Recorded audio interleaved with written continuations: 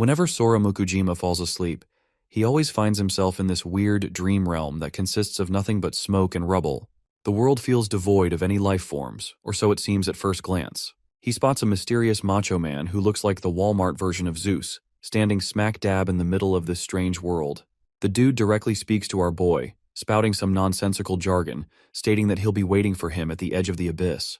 Before Sora can make any heads or tails out of this bastard's cryptic bullshit, he wakes up in his bed, his face glistening with sweat. Soon enough, he gets called by his mother. As he's refreshing himself with his morning routine, his father walks out of the bathing area and starts adoring his son like he's still 12 years old. Before we proceed further, here's a little about Sora's family. It's already been 3 years since his brother joined the SDF, and Sora plans on joining in the future himself, and then it'll be time to say goodbye to this lively life he has got. His father is a very non-serious guy who loves fooling around more than anything, while his mother is naturally a strict woman, though she loves them just as much. Sora has no complaints about his life so far, and he could live this idle life until the world ends without any problem. Well, as the narrator, it seems like I spoke too soon, because the world is literally about to end with the appearance of these massive towers, so tall they're tearing through the skies. The presence of these towers feels very, very familiar to our boy, as if they're connected to his dreams. These towers gradually increase in number across the globe, causing even more chaos. His family loses contact with his brother, who was working in the SDF. And when the number of towers hits 20, they even lose TV broadcasts, with radio barely functioning. The shit has gotten so severe that everyone is ordered to evacuate into evacuation shelters. With no choice, his parents pack their bags. Before leaving, they leave a note for their son working in SDF. Just in case he returns home, he'll at least know his parents has departed for the evacuation shelter. By the time Sora and his family arrive at the Gymnasium temporary evacuation shelter, the place is already jam-packed with refugees with no place to call home.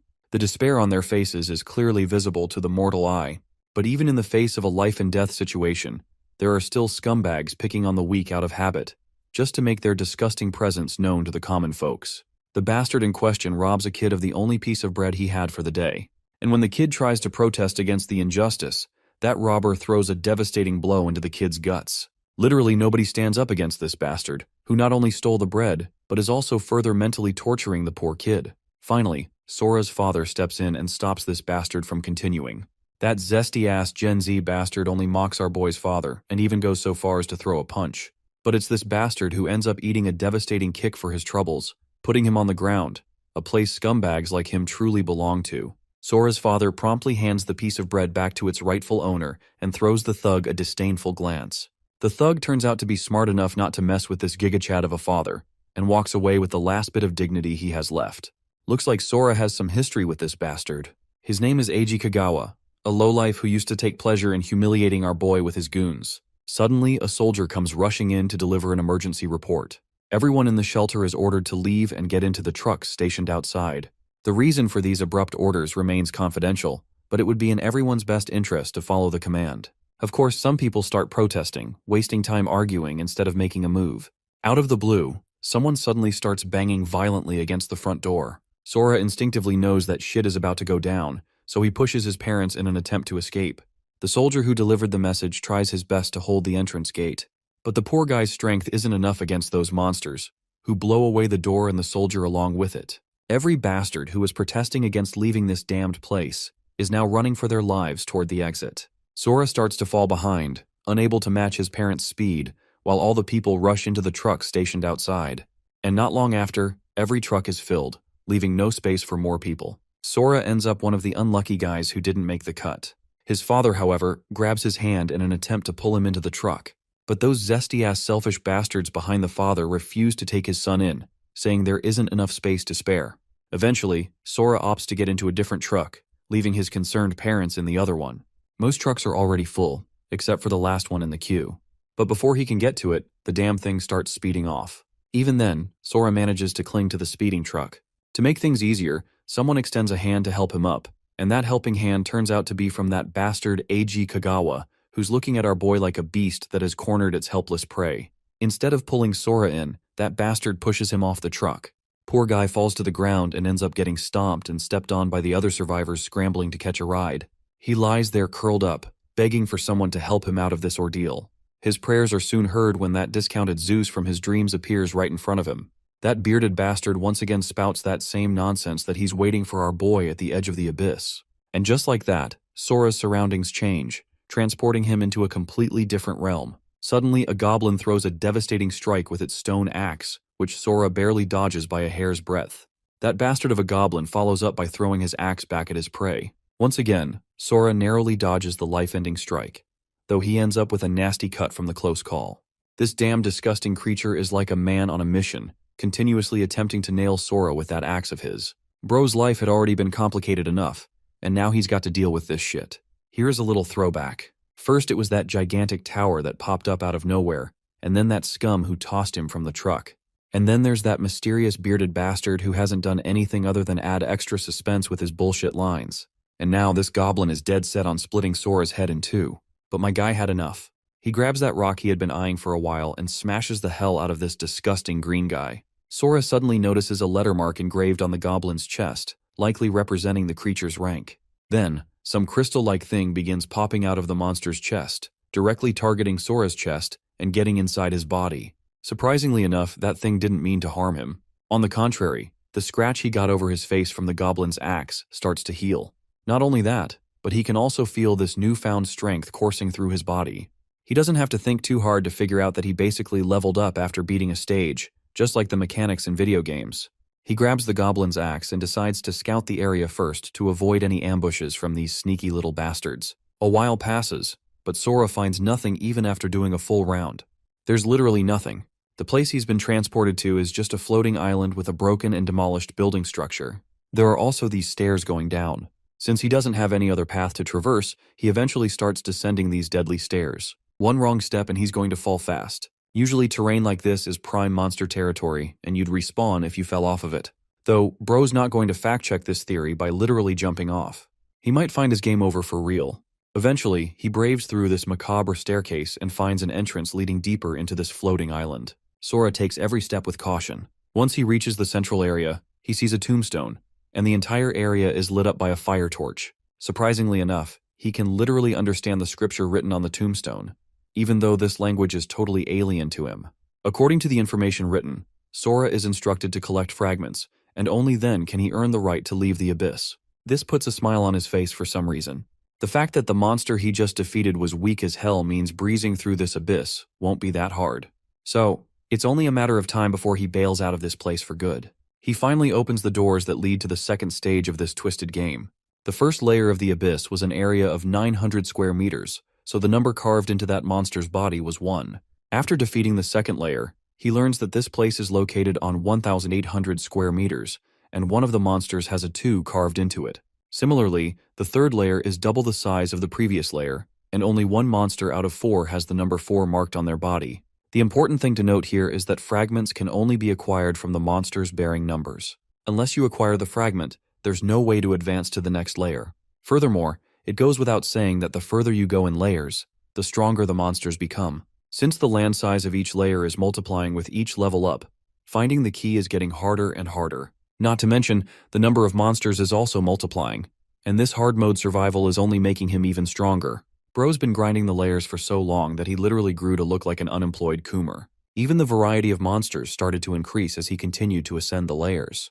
And on the 12th floor, he encountered the monsters that had attacked the shelter that day. With all the strength he managed to gather through his journey to this 12th floor, these whiny bitches were no match for his absolute strength and were dealt with in seconds. After the 13th floor, the sheer number of monsters he faced started to feel like an absolute challenge. But Bro plowed through everything his way, as if these monsters were nothing but disposable sandbags. By the time he got to the 13th floor, the number of monsters had reached a whopping 500 million. So finding the keys was like finding a needle in a haystack.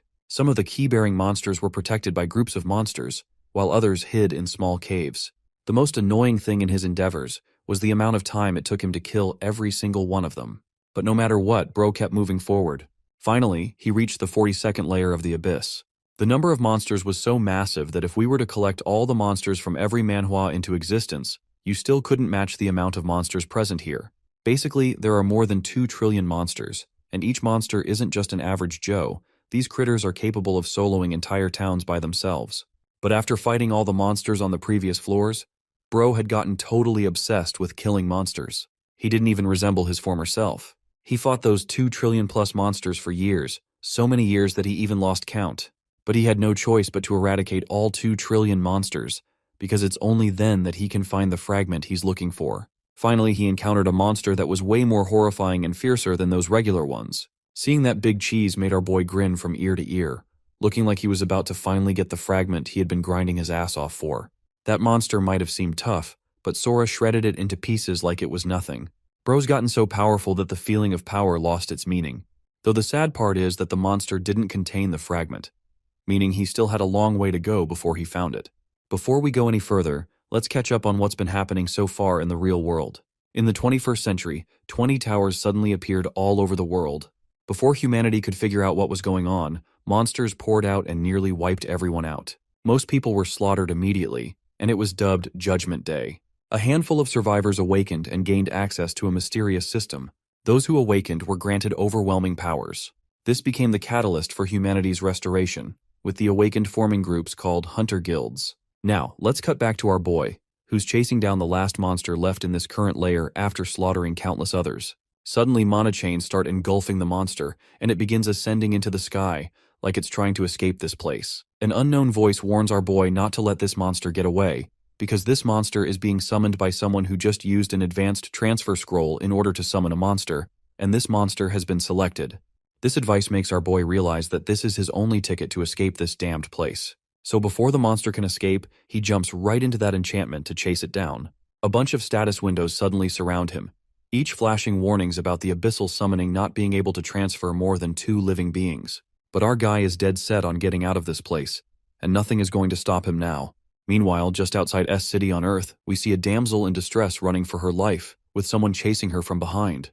Her name is Yu Sonozaki, a level 19 awakened. She looks like a mage class awakened, judging by her appearance. As she runs through the rough terrain full of wild, her foot gets stuck in some roots, causing her to trip. Looks like she's officially screwed, with those thugs chasing her finally catching up. They demand that she hand over the advanced transfer scroll, especially since a level 19 rookie has no business possessing a level 60 scroll, which her fragile body can't even handle. Either she hands it over, or the big guy won't hesitate to slay her on the spot. This big guy is Choji Shido, a level 35 swordsman, and the woman beside him is Aika, a level 34 druid. This lady Aika tells his friends not to kill their prey.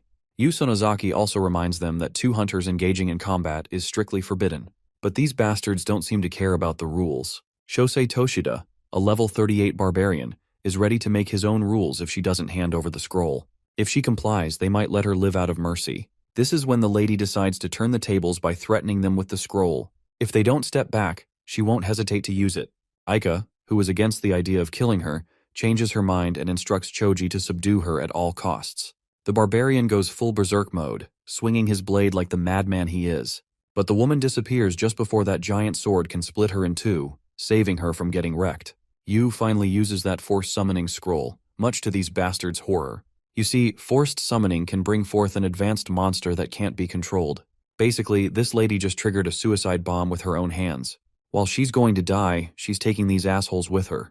The bastards quickly dash toward her, hoping to intervene at the last moment, but it's already too late. A lightning strike descends from the sky and summons the monster. Well, this monster looks familiar.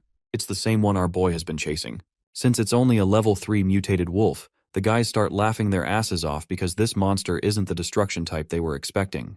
But it looks like these shitheads are about to get the biggest reality check of their lives. The monster they were mocking is instantly obliterated by our boy, causing everyone to lose their shit in terror. They mistake this Gigachad for a bloodthirsty humanoid monster. Even the scroll lady has no clue what the fuck she just summoned. Meanwhile, our guy is absolutely overjoyed to be free.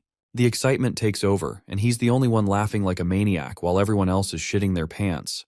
The intensity of his laughter is so massive that the goons can't even flinch. His presence feels like a tsunami about to devour them. He then literally blurs toward Aika, and with that manic face, he asks her to confirm if they're on Earth. The hesitant woman says yes, which sends a rush of dopamine straight to his brain. The two muscleheads in the party still don't get it and lunge at their own demises in order to prove how powerful this party actually is. But their weapons simply break into pieces as soon as they hit his strong skin. At this point, those muscleheads realize they've seriously fucked up. For them, he's just a literal monster. Meanwhile, our boy, who's been fighting monsters all his life, starts hallucinating. His brain registers this musclehead as an orc monster, and instinctively, He asks the monster to show if it's a numbered monster containing the fragment he's looking for. Of course, the poor bastard has no idea what the hell this maniac is talking about. Suddenly, Sora snaps out of his hallucinations and drops the guy. The bastard is so terrified in our boy's presence that he literally pisses his pants. It's pretty humiliating for the boss of the pack to be pissing himself in front of his party. Sora gives the muscleheads the chance to scram if they value their lives. Predictably, all the whiny bitches run off in opposite directions to save their pathetic lives. The only person left behind is the summoner of this beast. She takes note of the horrifying scars and becomes curious about who this person really is. For a moment, she wonders if he's a demon summoned through the transfer scroll. Sora then turns his attention to her, asking how many years have passed since the towers appeared. She surprisingly responds that it's only been 5 years. He then asks her a bunch of questions, and she starts rattling off all the details of everything that's happened here so far. You see, the system awakened in humans, and the outside world changed a lot in those 5 years. She was trapped in the abyss. The S-City just suffered its 7th major invasion by the demons, and she barely managed to escape. The mention of S-City jogs some memories for Sora, as it was his hometown. He then interrogates her about Imai City, and she reveals that the city is already in ruins, though she's hoping the hunters who went there can bring the city out of its darkest times. He then asks her for directions to get to S-City from their current location. She points in a certain direction, and Sora instantly vanishes, leaving her to walk her own path. This encounter with this mysterious guy wasn't something you see every day, so she decides to report it to her higher-ups, specifically her lady Onisama. Let's not forget about those whiny bitches, who barely saved their lives. But it looks like they're on a streak of bad luck. Some unknown entity appears right in front of them, blocking their path. This mysterious figure can sense the presence of our boy in the party, so he gives them exactly 3 seconds to rattle off all the details they know about Sora. Of course, 3 seconds isn't enough to process all this crazy shit going on, so none of them manage to say anything. Once the time's up, the mysterious entity slaughters everyone on the spot, just as it promised. We cut to the Tower Frontline Guild, Tiger's Roar headquarters. There, a secretary reveals grim news about how those 4 guys seem to have met their end, with their signals completely gone. Meaning, they have no clue where Yusa went with the transfer scroll. The boss, of course, doesn't like hearing news that doesn't align with his ambitions. He's annoyed that all those highly buffed gorillas couldn't subdue a rookie woman.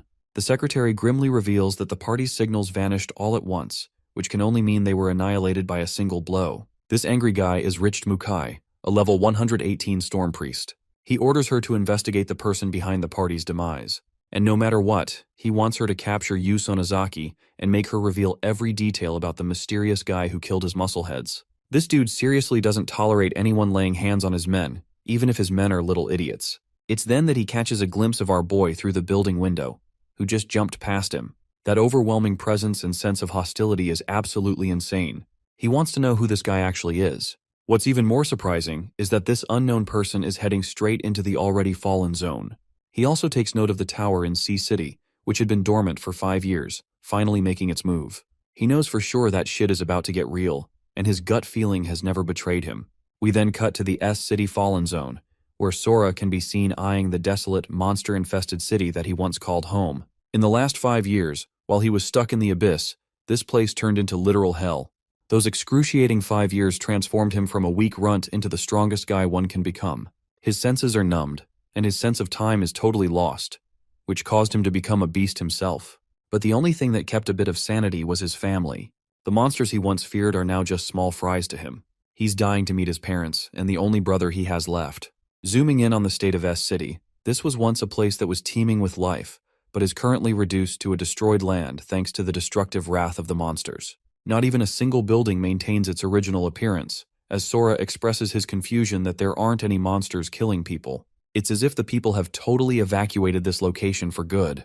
The powerful warrior hesitates to unlock his door, and has become so strong that the door literally pops into his hand. Entering inside, his once beloved home is nothing of what it was. Sora suspected the place would be empty but wanted to come anyway. This is the only place that contains all of his joy after all. Suddenly, his eyes darted towards a piece of paper resting on the table. The message regards Sora, and it's actually from his parents, who believed that their son was alive even after 5 years of his disappearance. In the end, they were waiting for him to come back, refusing to believe that he was dead. It crumbles Sora's resolve, especially when his parents rearranged his favorite clothes and kept all of his favorite items exactly the way he wanted. They even left him a map to the same safe shelter that they left for. His parents only request that he come find them upon reading the note, as they refuse to believe that he's dead. Holding a picture of his shattered family, Sora crumbles unlike his determined self. He grabs a blade and decides to give himself a quick little haircut, questioning his ability to end the apocalypse all on his own, hopelessly wondering if that will be enough to return things the way they were before. Anyway, this dude basically looks like a carbon copy of Sung Jinwoo with Kaneki's hair. I bet you weren't expecting that crossover, and neither was I. His next destination is Shelter 6, as Sora wants to regroup with his parents using the map they left behind. Unfortunately, he's got a messy route up ahead because of the toppled buildings. Instead of finding another route, this tough guy thinks it will be much easier to annihilate everything in his path instead. And so he does exactly that, carving a path ahead and demolishing an aerial monster with a single attack. What's more, is that he goes on to lunge from one location to another, releasing chaos all over the place. Even the nearby survivors are like, what the fudge is going on? Until they see a dude flying with light speed over here. The funniest part about this sequence is that one of them actually caught our boy in 4K. They can't believe that it's an actual person bolting that fast from building to building. While he's doing that, underneath, a girl is being harassed by a bunch of scumbags. These guys haven't ever seen a woman in their lowly existence, so the very sight of one makes them go batshit crazy. By the way, this dude seems like the same guy who threw our boy off the truck 5 years ago. The dude literally creeps up on her with a disgusting remark and starts ogling her figure. But Sora steps in with a murderous glare, calling them a bunch of trash. This man literally took a detour from meeting his parents just to kick their asses. That's how you know they're about to get cooked. Anyway, they try to use the jumping curse technique from Jujutsu Kaisen, but this man is Sukuna with the way he is bitch-slapping everybody, and I mean that literally. Sora dodges another dude's attack and knees him in the face, and what's surprising me the most is how this guy's head didn't just pop off. Bro is probably using 1% of his power here. Anyway, the leader of the scumbags tries to abuse the "Whoa, I'm from a powerful guild" card, which won't work against a main character that rivals the edginess of Shadow the Hedgehog. To make it even better, our boy reminds Kagawa the bastard that he's back from the dead after his little attempt to kill him. As you can expect, Kagawa's facial expression is as if he's seen a damn ghost. Of course, just like the coward he is, the best he can do here is plead for mercy. Our boy lets out a laugh before grabbing the idiot's neck. Sora emphasizes that he had to endure literal hell just to return the favor upon his return to the one responsible for his demise. Jesus may forgive and forget, but this man ain't doing any of that as he crushes Kagawa's throat, reflecting that he's going to strip him of his dignity and his life. Behind him are the voices of the thousands of monsters he's slayed, all worshipping him as the strongest being and encouraging him to kill. The thing about Kagawa is that this dude has it coming from every angle. He didn't just betray or bully Sora one time, no. It was a constant agonizing lifestyle that Sora had to live through. The humiliation and the feeling of helplessness is still fresh in his memories. So now, as he's choking the sheer life out of this guy, Sora believes it's time to repay it all back with some added interest, of course. Kagawa used to mouth off about how enjoyable the experience of bullying someone as weak as Sora was to him. But suddenly, a part of humanity rises to the warrior's surface as he lets the scumbag go, forcing Kagawa to value his every breath. It wasn't actually a change of heart, but rather a decision not to become someone that he despises the most, because then they would be no different. At the same time, recalling what Kagawa tried doing to the woman, Sora is of the opinion that this nuisance will only continue to harm others in the apocalyptic landscape. So he tells the puny bully that he's not going to kill Kagawa, but at the same time, it would be foolish to let the guy be freed without any consequences. Our boy emphasizes the hellish school life that he had to endure all because of one man's existence. He thinks it's only fair that Kagawa gets to eat a bunch of his punches for preying on the weak and also attempting to take his life. So in typical Sung Jinwoo fashion, Bro gives him an ultimatum of enduring 4 simple attacks from him. And if he does, he can go off without any consequences. Of course, even Kagawa thinks that's a ridiculous idea as his brains will be splattered from the first punch alone. Grabbing him by the collar, we get a beautiful shot of Sora pulling his arm back for a punch. Holding back basically all of his power, our boy smashes his face with a hook into the ground. But it's not over yet as a second brutal punch quickly follows after the first one. But our boy's satiation for revenge isn't over as he goes for a third punch, basically dog-walking his little victim over here. As Sora stands like a god before Kagawa's pitiful state, he pleads to be killed already with the amount of pain he's already sustained. Sora responds with a kick in his damn face, plummeting him into the ground and making a mess out of him. The end result of this battle is brutal for Kagawa. Not only did he shatter all of his limbs, but he's also completely lost his vision. As for his lackeys, Sora strictly orders them to get Kagawa immediate medical attention and never appear before him again. Saying those words, he leaps away, having taken care of his little detour. It's time for him to concentrate on getting to his main destination at the shelter. The scene cuts to the buffer zone of S City, where a bunch of soldiers are regretting not being assigned wall duty. Why? Because their current post of fighting off monsters is much scarier and riskier than a simple watch duty. Their leader reminds them to stay sharp because there's no telling when a monster will pop out in front of their faces. This is the first Lieutenant Tanji Kagura. One of his subordinates is the private Shoki Matsura, who objects by saying that monsters rarely even show up in the buffer zone, so they've got nothing to worry about. But the universe just hates this guy because just then, a freaking child of Kraken appears out of the blue and begins attacking the soldiers. Tanji recommends they maintain their formation and rain heavily on the offensive fire. But the hardened shell of the creature is just far too thick for any of their weapons to do any meaningful damage. The creature is also a whopping level 45, so it's not like they have a lot of options here. Retaliating with its own strike, the monster prepares to kill them all. Afraid, the lieutenant recommends his soldiers to spread out to avoid the attack. But the monster is so shockingly fast that it immediately slices one of the soldiers in half, causing another one to get provoked and rain down bullets. While they're busy shooting the monster down, one of them carries a box and runs towards the creature, hoping to narrow some distance with the distraction. Coming close in contact with the monster's oddly shaped eye, the soldiers are astonished when the child of Kraken simply stops attacking them. The creature appears dazed, a reaction mirrored by the soldiers as well. The lieutenant suspects that it is afraid of an incoming threat far more terrifying, and so the child of Kraken reacts in unusual ways, shielding itself and drawing away, much to the surprise of the soldiers. But using this as an opportunity to exploit the outcome, they release the box full of explosives close to the creature's face, resulting in a gigantic blast with the monster's body going up in flames. At this point, the soldiers are praying that it is dead, but when the dust settles, the monster appears to be unscathed from any notable injuries. With their one and only chance ending up in pathetic failure, the soldiers basically accept their demise. Suddenly, Sora makes his crash landing out of nowhere, squashing the monster's face, much like Bulma crushed Yamcha's feelings in Dragon Ball Z. The lieutenant puts two and two together and realizes that it's this terrifying human that scared the creature in the first place. They can't believe their eyes. This guy just annihilated a monster in a single attack. Even S ranks with that kind of power were few and far beyond in their world. Moreover, they've never even seen Sora's face before. The lieutenant wants to find out more about him, so he tries to activate his appraisal or inspection skill. But to his shock, the system tells him to shut up because it can't even fetch Sora's information.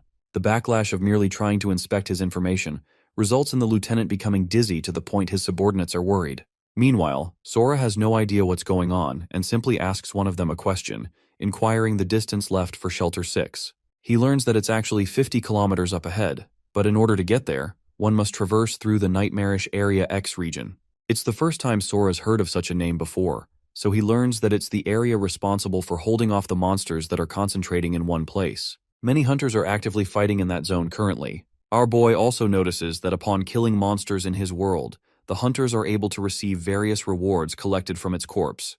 It's no different than the idea of a game. Just to gauge the current power scaling system, he asks the soldier how powerful the child of Kraken monster would be according to ranking. The soldier tells him that it was a 45-level opponent, so it's not an easy thing to beat. But Sora's a bit disappointed, underwhelmed that such a low level is able to pose them so much trouble. So he wonders about the number of monsters that are similar to that level in Area X. The soldier responds despairingly by revealing that the number is over 100, because if they were in the number of thousands, humanity would be finished by now. Sora's heard all he wanted to know, so it's his cue to leave now. Mustering his courage for one last request, the soldier wants him to go to Area X immediately. They need all the help they can get, and a hunter as powerful as him could help prevent many atrocities. Of course, it's not like our boy could avoid Area X anyway, because the shortest path to Shelter 6 already covers it. So he agrees to the request and expresses that he'll also annihilate any monsters that have the unfortunate encounter of getting in his way. Shifting the perspective to the frontline rear military camp, we get to see that the lieutenant is finally awake after the battle. And no, this isn't another "whoa, he was unconscious for 3 days," cliché like always. This dude was only out for 10 minutes, and luckily they managed to snatch the recovery potions from the monster too. As for the guy who saved their group, the lieutenant learns that Sora went to the north, causing him to accept the situation at first, until he realizes the craziness of what he just heard. His subordinate explains that the mysterious man intended to visit Shelter 6, which means he's going to have to get past Area X to get to his desired location. But the shocking part is how Sora didn't even seem to care. He merely advanced without fear or hesitation. Because bro is built differently, that's why. Anyway, the lieutenant finds this situation to be of utmost urgency and orders him to contact the command center. In his mind, the lieutenant internalizes how it's only been 10 minutes, so maybe it wouldn't be that bad. The message to the command center is quickly forwarded, but his subordinate just doesn't get why they're hastily informing them. To that, the lieutenant explains that this operation carries a different nature from the previous. It concerns classified information, so it's natural for them not to know. The thing about Area X is that it's actually not the region where they're supposed to hold back monsters at all. Rather, it's a pure bombing zone. The scene transitions to the central command center, where one of the operators reports that they've received an emergency call. The central commander, Renji Kumagaya, accepts the call, and so the operator puts them on the line. The call is from Lieutenant Kagura, who has an urgent report to make, informing them of a mysterious hunter who is headed for the bombing zone unknowingly. The report isn't met kindly as the central commander merely puts the blame on the lieutenant's shoulders for his mistake. But Kagura clarifies that he's made an emergency broadcast to inform the mysterious hunter. He has reason to believe that this hunter is extremely powerful, so they want to ensure his survival. The commander learns that the mysterious hunter is strong, but that's a baseless claim, so he asks for the guy's level. Unfortunately, not even the lieutenant can answer that because he failed to inspect his profile. This leads the commander to believe that the lieutenant is making rubbish claims for allowing a hunter with an unknown level to head right into the bombing zone.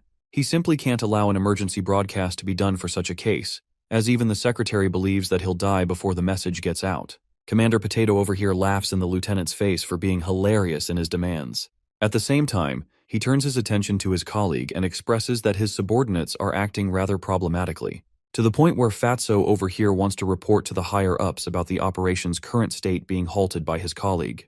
The woman in charge is actually the Western Command Mi Tonosaki, and she's shocked that Commander Potato is ready to bring down his own group just to sink her ship as well. He's nothing more than a clown.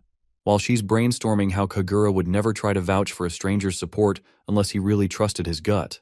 This makes her wonder just how powerful the mysterious hunter truly is. The lieutenant is at his wit's end and waiting for a response while the Western commander ultimately comes to her decision, and with the power of her two big personalities, trusts that Kagura doesn't hope to disrupt their plans.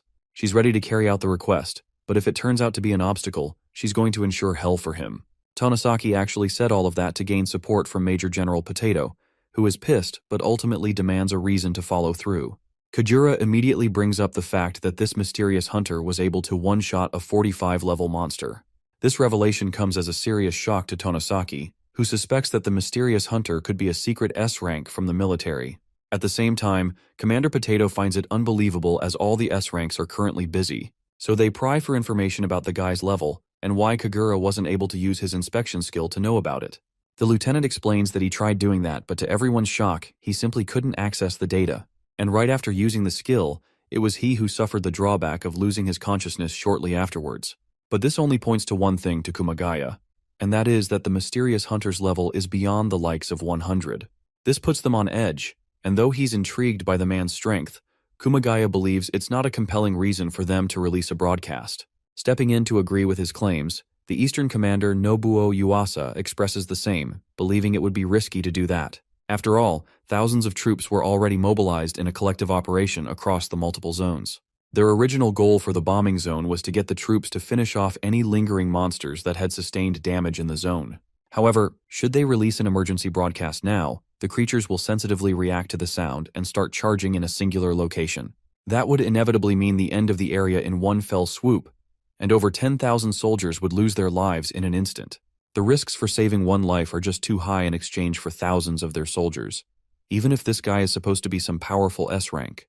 His words leave the lieutenant in a despairing end, hoping for Tonosaki to step in. But after a while of contemplation, she opens her mouth and fully rejects the lieutenant's request, believing that it is reckless to operate in this manner. The decision is made final and the call is immediately ended, adding to the hopelessness of the lieutenant as he grips the device with anger. He tried doing as much as possible, but unfortunately, things didn't go his way. But suddenly, his subordinate spots the keys on his buckle and quickly snatches them away. Before Kagura is even able to express his shock, the man is seen leaving to board his vehicle. 6 minutes are left until the bombing takes place, so he thinks that's enough time to do something about the situation. Even after Kagura's orders, Shoki Matsura continues to rebel and steals the military vehicle to operate autonomously. This could seriously end up with major consequences for the guy later, but Kagura doesn't want to waste the effort to chase after him either, believing that as a soldier, his subordinate made his own decision. Meanwhile, Matsura is stepping on the pedal to reach the mysterious hunter as fast as possible, The only thing that Matsura didn't know at the time was that the same man he was trying to save was one day going to become the hope for all of humanity. Matsura's efforts are in vain because he just can't seem to track down Sora. The mere fact that he's been unable to track the hunter down is more evidence that this guy is even faster than his vehicle. Area X is right up ahead, so he wonders if taking the risk of blasting his speakers would be a good idea to attract attention. Unfortunately, that comes with the added risk of luring the monsters. But Matsura is determined and goes balls deep in this operation. He calls himself a disgrace to the military, but honestly, with the way this man has been moving lately, that's a true soldier right here. Gripping the microphone with hesitation, he finally unleashes a full-scale warning to inform the hunter about the bombing zone and requests immediate evacuation. Currently, Sora is busy annihilating monsters, and he actually gets to hear the warning, realizing that must be the reason he didn't spot any hunters. The monsters are trash comparably, but surviving a damn nuke isn't going to be an easy thing. So he chooses to be safe, and also realizes that he simply can't let the soldier die. After all, Matsura risked his own life just to get him a message. Unfortunately, the monsters are already targeting the poor guy in the car because of the sound, so he goes full pedal to reverse his way out. But he's terrified knowing that the hunter is still out there and hasn't exited the bombing zone. Until Sora surprises him by popping out of the blue and asks for clarification regarding the message. Unfortunately, time's up already as the bombs begin to drop like rain from the sky, demolishing the bombing zone with endless destruction. The debris flying out from the shockwave towards them is actually stopped by Sora, who didn't even need to exert much strength to block. As for the fat Major General, he receives full confirmation of the successful bombing. Next, he wants an update on the state of the monsters for further actions. Using drone intel, they confirm that there aren't any signs of life for humans. But for the monsters? In a horrific twist of fate, they manage to survive the bombing, and not only that, appear fully unscathed. This is disastrous news to the Major General and the other commanders. Tonosaki requests an immediate update from the drone feed. The operator uncovers the footage, and they're stunned to discover that the creatures actually managed to create a defensive shield to protect themselves against the blasts. What's more is the appearance of a silver-haired man, appearing like a carbon copy of Sora. The footage is cut short as the monsters ended up destroying the drone. Godzilla's cousin over here disrupted their communication completely, causing Tonosaki to question what the hell happened. She reaches a sudden enlightenment. The monsters were aware of being monitored via the drones, which means they know what's coming next too. Yuasa, the Eastern commander, calls for an immediate evacuation of the soldiers from the garrison area. It's imperative for them to retreat all at once to maintain the walls. But to their horror, the operator continues her report, stating that the monster's target isn't actually the walls, but something else. Tonosaki demands to know what, until the operator reveals that their target is Area B-22, the same location where the mysterious hunter faded away. Sensing urgency, Tonosaki issues an immediate order for their drones to be sent to the same location to know what became of the monsters. The scene cuts to the perspective of Matsura, who can't believe that the bombing ended with him still being in one piece. Yes, as a mandatory ritual of this channel, the One Piece is real. He's just glad to be alive, while Sora reminds him he's celebrating too early because the monsters are still alive and they're likely coming to target them. Suddenly, Sora saves Matsura's life as a drone comes crashing their way. Even the private is shocked how it came here, and wonders if the monsters are responsible for attacking a drone, which is unheard of. Sora is unfazed and spots a horde of monsters coming their way. Matsura, on the other hand, is losing his shit because they're up against creatures all over level 50. They're practically the strongest monster group with their colossal leader spanning a monstrous strength of level 90. And the fact that they didn't even endure a single scratch means the end for humanity. Matsura is busy accepting his doom while Sora has other ideas. He believes that if the bombing didn't kill these bastards, then he's going to make it his personal responsibility to put them in the grave. Leaping away, he tells the soldier to go on hiding. Sora pierces past the monsters like they're cardboard to him and targets the colossal leader. The monster tries to pummel him with one of its attacks, only to be casually caught by our boy who doesn't even flinch. Next, he proceeds to lunge forth, targeting the monster's face and going for a roaring charged punch. The attack connects and literally takes off the giant's head with a single strike. But to Sora's shock, he runs into the same cloaked figure that was reviewed on the drone footage. The shocking part is that Sora couldn't even sense this mysterious guy's presence. Now, he looks basically identical to his long hair version to me. The cloaked figure seems to have some kind of monster transforming ability. And oh my god, the way he resurrected the giant and they're both deviously glaring at us is such a bone-chilling panel. Anyway, he calls Sora the Seed of the Abyss and demands to take back what is his own. But our boy has absolutely no idea what this guy is even talking about. The cloaked figure simply smiles at him and expresses that he must pay back the crime of stealing another person's power with his own life. Then, a bunch of spears erect from the ground, but they're clearly not strong enough to pierce Sora's skin. He thinks this is going to be way too easy if this is the level of strength he's up against. The giant attempts to squash Sora with his hand. Meanwhile, the cloaked figure spots another drone and wonders if he's being watched. As for Sora, he didn't even attempt escaping, and simply caught the hand with one hand. He calls it a pathetic attempt, and believes it's going to take a lot more than just that to kill him. Saying as much, Sora leads with a spear and connects the attack. But to his shock, the man disappeared into thin air, only to reappear in a different location. The thing is, he chose to disengage the fight because he doesn't want the humans to monitor them. Finding annoyance in the measly drones in the skies, he gestures for one of the monsters to bring it down. Next, he orders every single creature to take care of every survivor in the area. The drone was actually being operated by a guy who is hiding in secret, but thankfully he completed his one and only mission of reporting back the reason the monsters changed their course. It's all because of one man, the one who took care of the strongest monster group in the bombing zone by himself. The guy wants to inform his commander when suddenly one of the creatures discovers his location and destroys its way inside. The vile figure lets out an evil laugh, relishing in the joy of the deaths of the annoying humans. Seeing the situation, Sora is reminded of the request that Matsura made to him upon their initial encounter, not to mention his deed of risking his life for a message. The soldier is currently struggling to get his vehicle operating again. Sora chooses to disengage with the battle, believing that the right way to end a monster horde is to target the leader first, and in order to save the lives of people, one must kill as many monsters as possible. The colossal creature attempts to attack him, but our boy blocks the attack, reflecting how the monster's strength has incredibly increased after merging its power with the cloaked figure. Also, the same dude pops out from his shadows out of the ground, but only this time, Sora is freaking astonished that he's looking into a mirror version of himself. The mysterious figure unleashes a powerful sword of darkness, and just from the looks of it, even Sora can tell that this is troublesome. His opponent makes his advance, attempting to kill the seed of the abyss, but luckily our boy dodges the swing and returns it by not only crushing his opponent's hand, but also grabbing his very own dark sword. With this, Sora unleashes a clean swing to cut him down. Unfortunately, his opponent disappeared elsewhere before the attack could properly connect. Sensing the power of the dark blade, Sora has a bad feeling because it matches the energy of the abyss. Provoked by the act of Sora stealing his blade, the cloaked figure calls him a thief who doesn't have anything to do except steal others' power. But our boy quickly realizes that this fight won't be easy to finish in one blow, and his current priority is to get the soldier someplace safe. So he asks if Matsura is okay with heights and literally freaking carries his car. The cloaked figure attempts to unleash a goddamn death ball on him like Frieza or some shit, expressing that the purpose of the strong is to become the strongest instead of protecting the weak. The attack is then released targeting Sora, who realizes that it's way too fast for him to try and outrun it. So he lets the car down and decides to confront it head-on, pouring in his energy into a single punch. And though the attack connects, the sphere simply disintegrates and reveals its true core at the center. Unfortunately, while he was busy dealing with the attack, Matsura's car was attacked by a bunch of shadow tendrils. Sora urgently tells him to get the hell out of the car, while Matsura is afraid for his life. To his horror, the spikes fully pierce the car from every direction, implying that the soldier couldn't make it out alive. The cloaked figure reminds Sora not to act hastily. After all, he made sure not to kill the soldier. Instead, he makes a goddamn puppet out of the guy, disrespecting Matsura's corpse with his necromancy skill.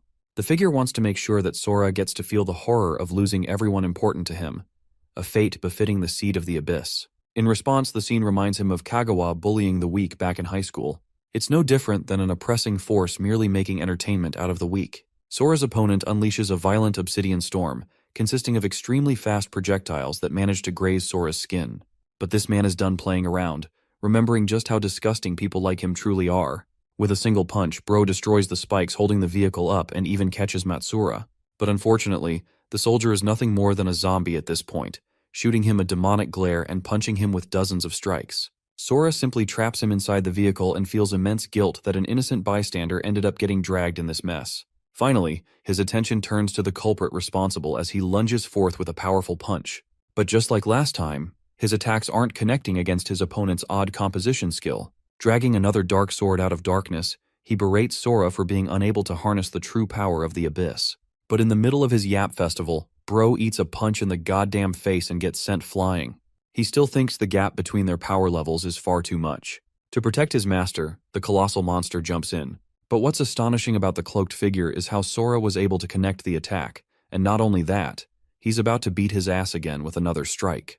Just from seeing Sora's monstrous movements, His opponent realizes that the Seed of the Abyss has actually unlocked his true power. Sora vanishes and pops out from his blind spot to finish the guy off. But luckily, the mysterious opponent leaps away and escapes the attack. Sora tells him that though he's confident in his escaping skills, the same can't be said for the colossal giant, whose body is severed clean with a single strike. The immensely powerful strike may have sliced the creature's body, but it's no use when the shadow tendrils simply reform the body again. That's why Sora takes a different approach of hunting down the main core and strictly targets the most vulnerable parts of the monster. He's able to sever the monster's connection with the core, finally causing the definitive death of the giant as it is vanquished into ashes. With the giant down, Sora locks down on his main target and believes it's time to end this battle. The cloaked figure finds himself cornered and attempts to unleash his Shadow Unity skill, which essentially acts like a siphoning skill, sucking the life force out of all the monsters in the nearby area and pouring it inside of him. Okay, now that just sounds sus, doesn't it? Anyway, the violent energy from the monsters is so intense that Sora's clothes are having a field trip kept intact. The entire sequence results in an anticlimactic ending as the technique was simply used as a means to escape rather than to become strengthened. Sora is just glad that his parents' picture is alright, and this ripped guy goes on to check on Matsura's condition. Unfortunately, the soldier wasn't as lucky as him, so to honor him properly, Sora takes Matsura's dog tag and gives him a proper burial, believing that he will carry on the hopes of the soldier.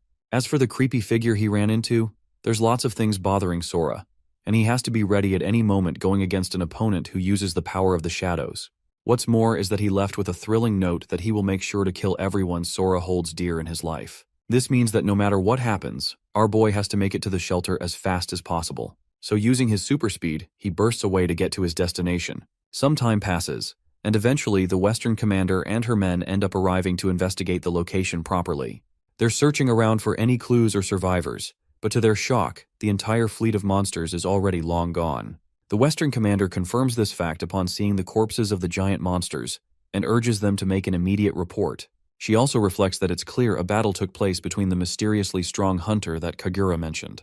The man not only was able to withstand the effects of the bombing but also destroyed the entire fleet of monsters alone. Bro is a one-man army at this point. One of the soldiers suddenly reports that they've found a working memory card of the drone which will help them gain an understanding of the situation. Deciding to review the footage, she spots how Matsura and the mysterious hunter entered the dangerous field. As the soldiers are continuing their investigation, they're speechless upon discovering incredible drops that came as a consequence of defeating high-level monsters. It's not something you see every day. Even the soldier who discovered the loot is greedy and acts like he didn't find anything special. But his colleague ends up swooping right in and learns that they've managed to find quite the impressive loot. The fact that one of their own tried to steal the loot is an act of crime. Hearing that, the soldier tries to offer a solution by offering a division. In response, the blonde guy states that he only wants the mystical golden box and nothing else. But it's not something easy to give up since it could be a legendary item. To help the Mr. Nose Strip's understanding of the situation, the blonde guy reminds him that he doesn't have the position to object. And that's how he ended up getting his hands on a legendary golem relic. Having reached the 6th shelter at last, Sora sees the survivors functioning well, surprised that they're not under any attack. All of them are shocked when they see a goddamn 12-pack having a shredded guy walking up to them. But Sora's just lost in his thoughts, knowing that the cloaked figure can mask his presence. Not to mention that he's yet to sense the presence of anyone particularly strong, because if someone like that doesn't show up, this place will be suffering major losses in case of an invasion or an attack. Suddenly, a guy confronts him out of nowhere wearing a band-aid. Wasn't expecting the son of Gojo from Jujutsu Kaisen and Raiden from Mortal Kombat to come here, but here we are. The blind man assesses that Sora must have been from outside, expressing his relief upon Sora's confirmation. He assures our boy that there's nothing to worry about as he's only here to purchase information for a price. All he cares about is about Sora answering a bunch of his questions. At first glance, our boy is confused that money is still seeing its use. He agrees to comply but stops the man before he asks any questions. Sora wants to know why a monk is out here addressing him by royal standards, which means this guy is probably a fake or a cosplayer of some kind. Which turns out to be true as it's nothing more than a hobby to this guy. Sora then asks if the same is true for his eyes, causing the dude to visibly panic. He takes off his blindfold and expresses suffering from a recent eye disease. But that's not the point. The fact is that Sora could sense a terrifying light coming from his eyes, even with the blindfold on. Bro really is Gojo's son at this point. He thinks the blind dude has a reason for concealing his own power, but it's clear that a really powerful guy is hiding in the shelter. Anyway, he's happy to answer questions. So the cosplaying monk asks about a retelling of the events outside. The blind man knows that many soldiers are gathered at the walls, and though most of the public is unaware, there have been explosions outside, so he wants Sora's perspective. Deciding to take an easy route of appearing clueless, Bro switches personalities and explains that he just made a run for it and came here. The confession makes the blind guy astonished because he knows that Sora is also concealing his power like him, but he's happy to find him sharing this much and simply leaves. Sora is surprised that he could easily fool the guy just like that, and wonders if there are many powerful people like him in the world. The fact that no one's calling him into question yet is also concerning, which makes him wonder if the humans are weak at their current level. After visiting the clothes store, Bro ends up dripping the heck out with the cash he took from the monk. He goes back to his initial goal of finding his parents with the old-fashioned approach of asking people around, so he casually walks up to a woman, requesting if she's seen the couple. But the moment she lays her eyes on the photo, she is horrified and feigns ignorance before running off. Sora doesn't know what the hell happened and finds himself baffled by her reaction. It's almost like everyone in this area has their guard up, so he decides to ask a random dude next. But with the way Sora is glaring at him down, the dude is intimidated and reminds him that this isn't the old times, so they should settle their affair with their words. Sora simply pops the family photo in his face and asks about the family group.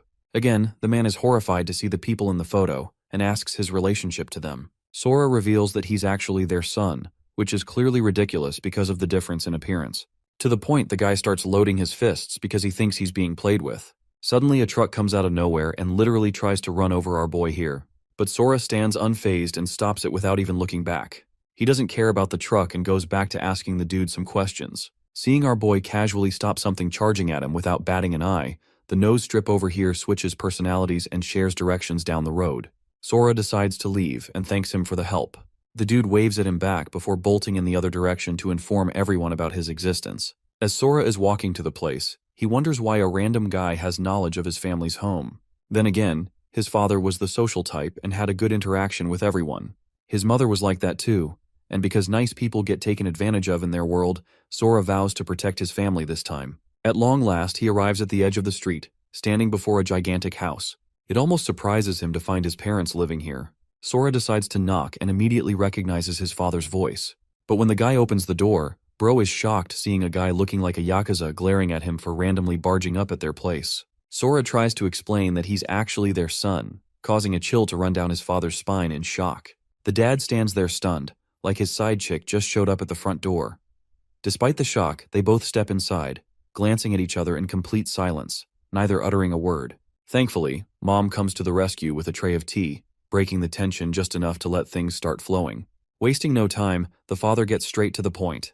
He notes how different his son seems, almost like a completely new person, though he admits that it might actually be an improvement after all. Maybe the kid's hiding something. Father is scared that the boy might be an imposter himself, so he even kept a guard in his room just in case. What they don't realize is that the boy already knows. He clocked the hidden guard the moment he walked in, but rather than panic, he actually feels a bit relieved. At least now he knows someone's keeping watch. As the father pushes harder, trying to extract secrets, Sora decides to teach him a lesson. He starts revealing all the things he knows will make the old man squirm, like the times he snuck out to attend soy boy ballet and cooking classes. That alone stuns the security guard. The father turns beet red with embarrassment, still unable to believe this is really his son. To drive the point home, Sora casually mentions that the so-called sacred family sword they've kept for generations is just a replica. That comment alone makes the father's nerves twitch even worse. Then come more juicy details, one after another, peeling back the layers of the man who always claimed to be a towering figure. The security officer starts realizing the truth that this guy talked big, but most of it was just smoke and mirrors. That's all his father can take. The tough act crumbles, and he instantly rushes towards Sora, eyes welling up with tears. After turning every stone, chasing every lead, and exhausting every contact to find his missing son, the old man finally breaks down now that Sora's home. When Sora casually mentions the henchman, the guard realizes that the father he once knew, who handled bloody fights and shady business, is actually a total pookie at heart. The henchman, shaken by the truth, decides to make a run for it, but the boy catches him before he even reaches the door. Now the poor guy is seated at the table, getting a not-so-subtle warning to stay silent about everything he just heard. As the pressure builds, Mom steps in once again, saving the moment with perfect timing.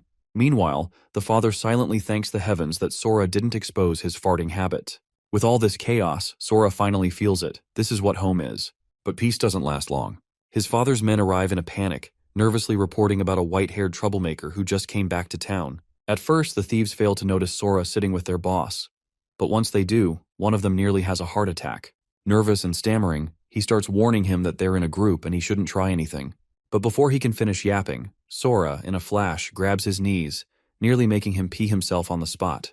To calm things down, the father steps in and reveals that the boy is his long-lost son, missing for 5 years. He's about to mention Sora's level, only to freeze, realizing he doesn't actually know. Kind of like my dad who has no idea what class I am in. Our boy steps in and casually reveals that he doesn't have a system. This stuns the thieves. Everyone knows that no matter how hard someone trains without a system, they can't go beyond level 10. They start thinking he must be weak. But then confusion sets in. This same guy just blocked a truck, something a level 10 shouldn't even dream of doing. Noticing their doubt, Sora offers to let them check his info directly using their system. The thief starts yapping, explaining how monster levels work and how the inspect skill isn't available to low-level hunters. Luckily, his father has the skill, so he steps up to test it himself. They gather around the table, with the boy calmly standing beside his mother who proudly claims that she fully believes in his strength. But when the father uses the skill, the system throws back a result. Unknown. Everyone's stunned. It could mean Sora has no system, or that he's too powerful for the scan. The first theory is quickly ruled out as his name still appears. However, surviving 5 years alone in conditions no beginner could handle pretty much says it all. This moment makes the father realize his perception simply can't comprehend the level his son has reached.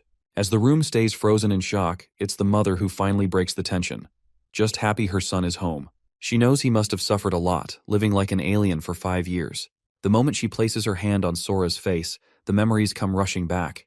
The torment, the pain, everything. And just like that, tears begin to fall. The whole atmosphere turns heavy, emotional.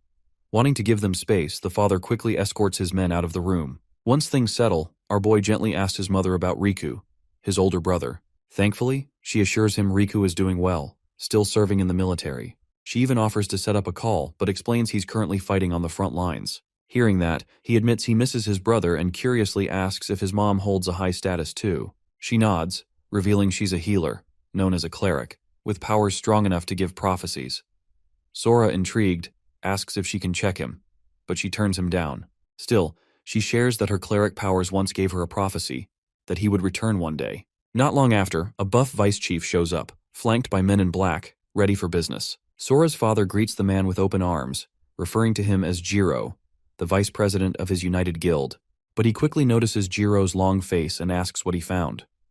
According to the vice chief, the Tiger's Roar Guild has ties to the army. He explains that a collector from the military, a real piece of work, started nitpicking during inspections of the monster carcasses the guilds handed over. He gave them half the points while reporting full credit to his superiors. A deeper check shows all the discrepancies traced back to Tiger's Roar. Hearing this, Sora's father knows something bigger is going on, but also knows they can't just sit back and let it affect their town's future. He tells the vice captain to rest, then summons his sword and decides to visit Tiger's Roar himself, to remind them the United Guilds aren't pushovers. Meanwhile, Sora hears everything from his room.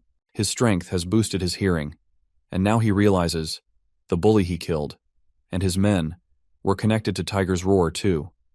But his father's decision to confront them personally makes him uneasy. As they prepare to leave, Sora requests to join. His father introduces him to the vice captain, who immediately asks Sora's level. When his father admits he doesn't have a system, the vice captain grows concerned. Without a system, Sora wouldn't last more than 3 days out there. He'd be dead weight. Respectfully, he suggests Sora stay home and rest. His parents agree. However, Sora realizes he still looks like a normal person to everyone else. If a strong monster shows up, he'll have to hide his powers while still protecting his parents. So, for now, he agrees to stay back. The gang leaves with fire in their eyes, clearly not letting go of their grudge against the Tiger's Roar Guild. Seeing Sora a bit down, his mother gently reassures him. She says it's all for his safety, and that she always sees visions where his father returns home safely.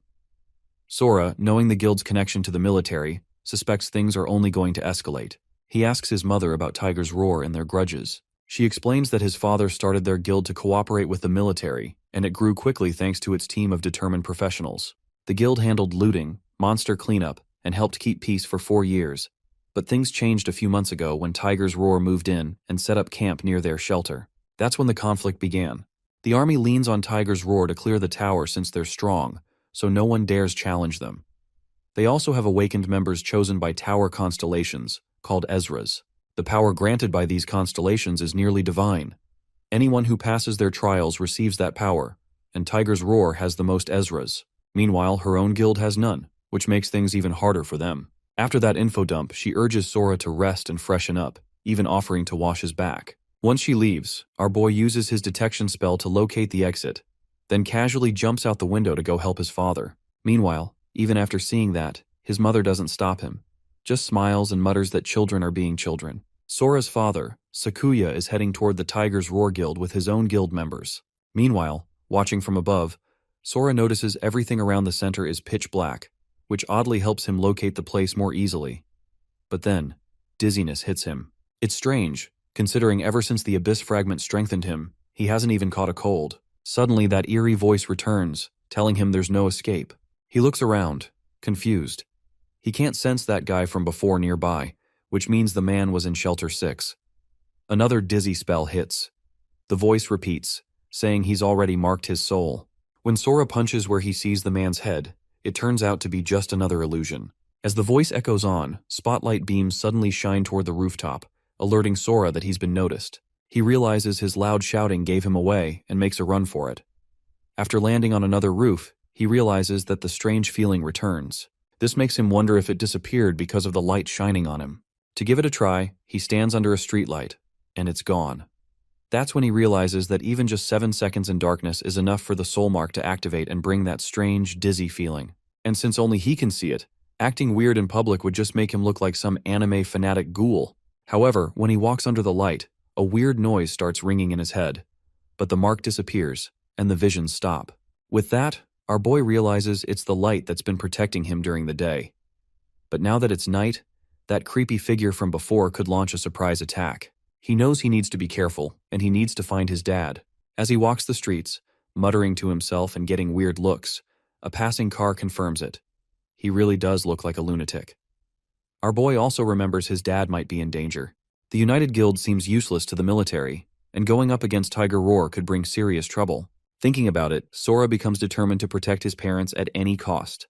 Lost in thought, he reaches the place where his dad's group is said to be. His mind drifts back to his dad's words about settling things without violence, and he wonders if he'll actually stick to that. But his thoughts are cut short. He spots his dad's teammate standing in front of the building, calling for his father to draw his sword. Without hesitation, the man swings it with brutal force, shouting a name, Tsuchida, to step forward and face him. The swing isn't just a challenge, it cuts through the entire building, leaving Sora in complete shock. Seeing that, our boy walks up to one of the guards, casually asking if their boss has always been like this. The guard, standing tall, proudly confirms that the boss is always this aggressive, always starting fights. Sora recalls how the boss had once mentioned sorting things out without violence, but the guard quickly corrects him, explaining that a lot has changed since then. According to them, the military doesn't bother with these fights anymore. It's quicker to handle things their way. As he processes this, his mind drifts back to the monk, who had a quiet strength about him, but avoided showing his true power. Just as he thinks of him, the monk, Yukio, appears atop a building somewhere near a military camp, overlooking a massive fallen monster. Yukio's sharp eyes scan the creature, recognizing the monster's high level. But what really catches his attention is how easily someone seems to have taken it down. It's proof that there are still some truly powerful people in the world. Back on the streets, the silence is broken by a loud bang. Tsuchida storms out, furious at Sakuya for causing such a ruckus. Sora's father greets him with harsh words, but Tsuchida, clearly unbothered, challenges him outright. If he wants him gone, he dares him to kill him. Hearing the challenge, he is instantly provoked, drawing his sword with a sharp motion. Meanwhile, the big guy is gritting his teeth in fear, desperately praying for someone to intervene. He knows Sakuya has been pushed too far. As the trash-talking continues, Sora's father steps forward, launching an attack with a swift swing. But before his strike can land, it's intercepted by a glowing constellation shield. It's all a setup, though. The tension builds as Osamu from the military steps into view, shocking the members of the United Guild. Sora's mind races, wondering what the military guy is doing there. He can feel the heavy presence of many people inside the building, and the situation suddenly feels much bigger than it seemed. Meanwhile, Osamu slowly walks towards his father, pointing out Article 15, which clearly states that fights are prohibited in shelters, and offenders could even face the death penalty. It was all a setup designed to provoke Sakuya into getting arrested, and once that happened, they could easily make him disappear into custody. But Sora can't understand why the military is getting involved in something like this. On the other hand, Sora's father is trying to de-escalate the situation, denying any wrongdoing.